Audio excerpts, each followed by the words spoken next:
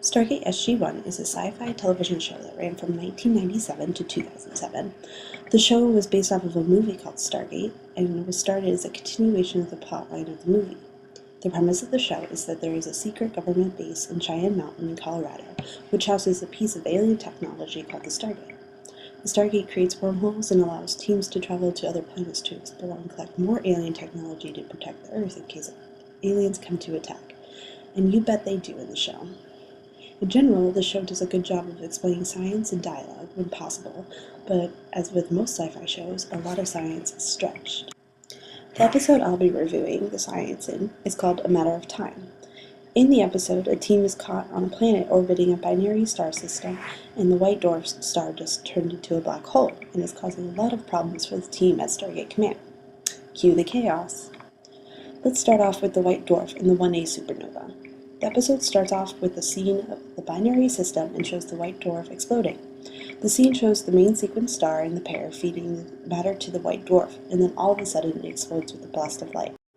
This, as we learned, is because the white dwarf, once it exceeds the Chandrasekhar limit, which is 1.4 solar masses, starts undergoing a runaway reaction and releases energy and causes it to explode.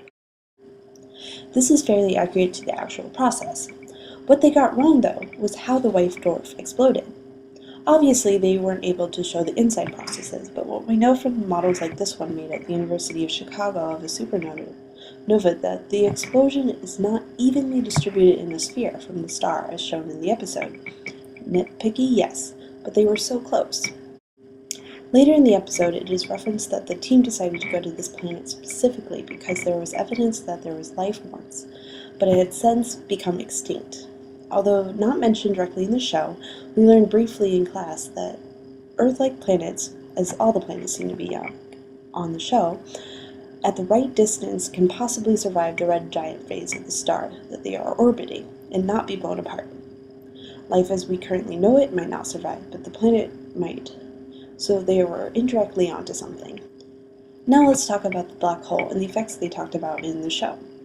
The biggie topic and plot device of the show was the time dilation. They definitely got it right that time slows down relative to an outside observer the closer you are to a black hole. Radio transmissions from the team on the planet were extremely slowed down to a much slower frequency, and even the images were redshifted. The character said that the video transmission was slowed down to 11 frames in 6 minutes. That is really slow, but for that team on the planet, that would have only been a fraction of a second. Here's some perspective. Movies are 24 frames per second, unless you went to go see The Hobbit in 48 FPS in December, but we digress. They use this fairly effectively as a plot device because there are 3 different time frames. The planet, the slowest and closest to the event horizon. Stargate Command, still slow but connected to the black hole events through the wormhole, and the rest of the outside world on Earth, not yet affected by the time dilation. Because of the time dilation, characters could conveniently put together custom technology to solve issues, as long as they did it off-screen in the outside world. Hilarious, but plausible.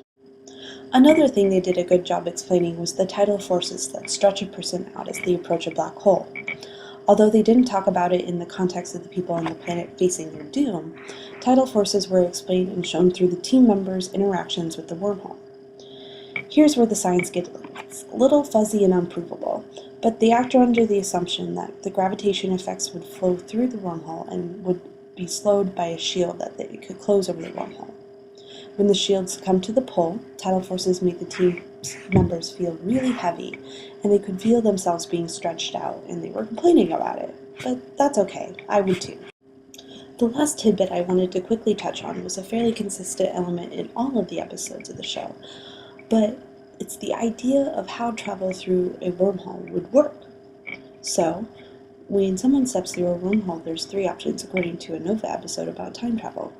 Arrive at the other end after a slight delay, instantaneously, or arrive before you even step in. In Stargate, they subscribe to the idea of the slight delay, and it is referenced by the dissolving of a probe and the technician counting down the arrival. It's always just a few seconds, but so is the illustration in the Nova episode. In summary, science is pretty sound for a show in a genre that constantly has to twist science a lot more than they do in this episode to fit plot lines. I think there are two quotes from the episode that sums up everything pretty well. The first is, "We are witnessing something that the laws of physics say we can't possibly witness," and the other, "Relativity gives me a headache."